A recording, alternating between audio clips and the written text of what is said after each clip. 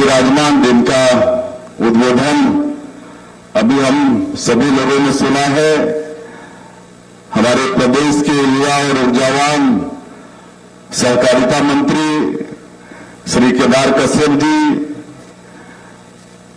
Apex bank के प्राधिकृत अधिकारी श्री केदारनाथ गुप्ता जी, सहकार भारती के प्रदेश महामंत्री श्री कनीराम जी, छत्तीसगढ़ भवन एवं सनिर्माण कामकाज मंडल के अध्यक्ष डॉक्टर राम प्रताप सिंह जी, लघु वनोपज सहकारी संघ के अध्यक्ष श्री रूपसाय सलाम जी, विपणन संघ के प्राधिकृत अधिकारी श्री शशिकांत द्विवेदी जी, अंतर्व्यवसायी निगम के चेयरमैन सुरेंद्र कुमार बेसरा जी, हथकरघा विकास विपणन सहकारी संघ के अध्यक्ष भोजराज देवांगन जी, राज्य सहकारी संघ के प्राधिकृत अधिकारी सौरभ शर्मा जी, हमारे जिला सहकारी केंद्रीय बैंक के अध्यक्षगण श्री प्रीतपाल गुलचंदन जी, रजनीश सिंह जी,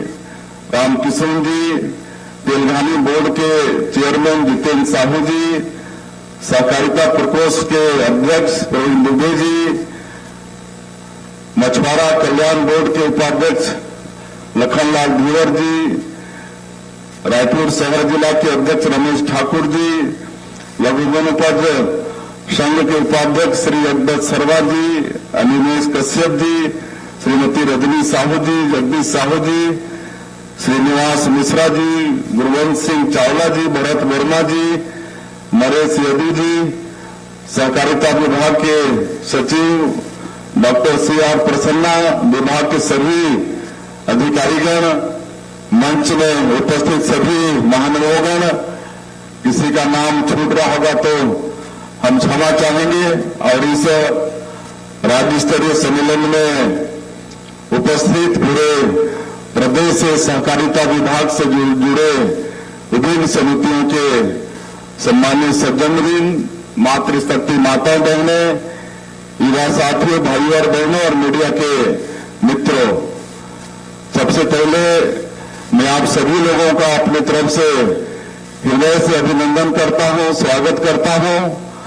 और आज इस सम्मेलन में अपने आप को आप लोगों के बीच पाकर मुझे अत्यधिक प्रसन्नता हो रही है, क्योंकि मैं भी एक गांव का और किसान का बेटा हूं जो सहकारिता से जुड़ा हुआ हूं। तो वास्तव में मुझे अत्यंत खुशी हो रही है। और हमारा ये देश कृषि प्रधान देश है, किसानों का देश है, और कृषि हमारे देश के जीडीपी की रीढ़ की हड्डी है। इसलिए कृषि और हमारे किसान जितना विकास इस देश में करेंगे उतने हमारे देश का जीडीपी का भी ग्रोथ होगा।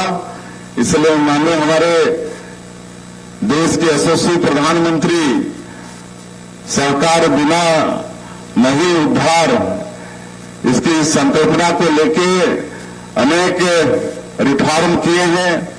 एक तो मुझे उनके साथ वर्ष 2014 से 19 तक राज्यमंत्री के रूप में काम करने का अवसर मिला। तो उस समय उन्होंने पहले खाली कृषि मंत्रालय कहलाता था, लेकिन उन्होंने उसका नाम बदलकर कृषि एवं कृषक कल्याण मंत्रालय नाम दिया, ताकि किसानों का भी उसमें नाम जुड़े और लगे प्रथम दृष्टया कि ये मंत्रालय किसानों से विकास से जुड़ा हुआ ये मंत्रालय है।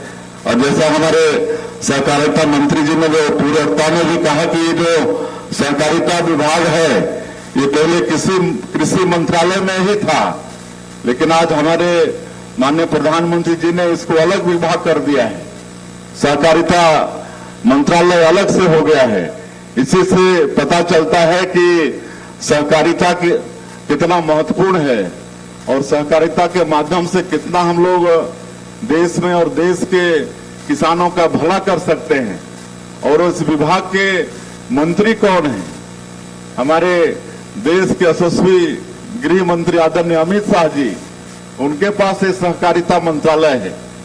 तो इसी से भी आप अंदाजा लगा सकते हैं कि सहकारिता का कितना हमारे देश में महत्व है।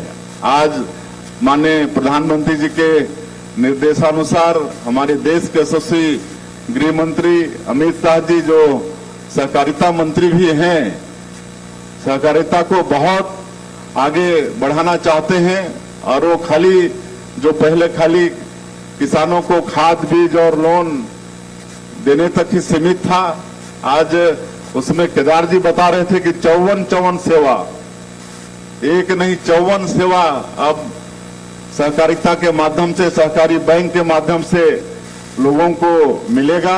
तो कितनी बड़ी बात है। तो आगे सहकारिता का भविष्य तो बिल्कुल उज्जवल है, इसमें कोई संदेह की बात नहीं है। और माननीय केंद्रीय गृह मंत्री, उनके दृढ़ इच्छा शक्ति और हमारे देश के यशस्वी प्रधानमंत्री नरेंद्र मोदी जी के आशीर्वाद के कारण आज हम लोग छत्तीसगढ़ से नक्सलवाद को समाप्त कर पाने में सफल हुए हैं। ये समस्या ऐसा था कि लगता था कि पता नहीं इस समस्या का कभी समाधान होगा कि नहीं, कि हमारे बस्तर क्षेत्र के लोग ऐसे ही विकास से अछूते रह जाएंगे। लेकिन सौभाग्य है छत्तीसगढ़ का, जब डबल इंजन की सरकार बनी, माननीय प्रधानमंत्री जी का आशीर्वाद मिला, केंद्रीय गृह मंत्री जी की दृढ़ इच्छा शक्ति हुई, हमारे जवानों ने अदम्य साहस के साथ नक्सलवाद के खिलाफ में लड़ाई लड़ी और पूरे बस्तर वासियों का समर्थन भी मिला इस नक्सलवाद के खिलाफ में लड़ाई में। और हम लोग एक असंभव सा काम को संभव कर पाए हैं। और जब भी माननीय गृह मंत्री जी 2 साल के अंदर में दर्जनों बार हमारे छत्तीसगढ़ में आए, और जैसे केदार जी ने कहा, हमारे मंत्री जी ने जब भी वो आए तो नक्सलवाद के साथ साथ ही सहकारिता पर भी उन्होंने चिंता की, सहकारिता की भी उन्होंने बैठक ली। और इस तरह से आज सहकारिता पर भारत सरकार का जोर है और हम लोग प्रदेश से भी काफी उसमें मेहनत कर रहे हैं। हमारे केदारनाथ गुप्ता बताए हैं कि कैसे 2 साल में मात्र हमारे सहकारिता के क्षेत्र में यहाँ पर विकास हुआ है। आज नए पैक्स हम लोग 515 यहाँ पर खोले हैं। ये 2 साल के अंदर में 2058 पहले से थे, अब इतना बढ़ जाने से और हमारे लोगों को जो सहकारिता क्षेत्र से जुड़े हैं उनको फायदा होगा। और जैसे माइक्रो एटीएम की बात कर रहे थे, पहले उसमें 10,000 ही वन टाइम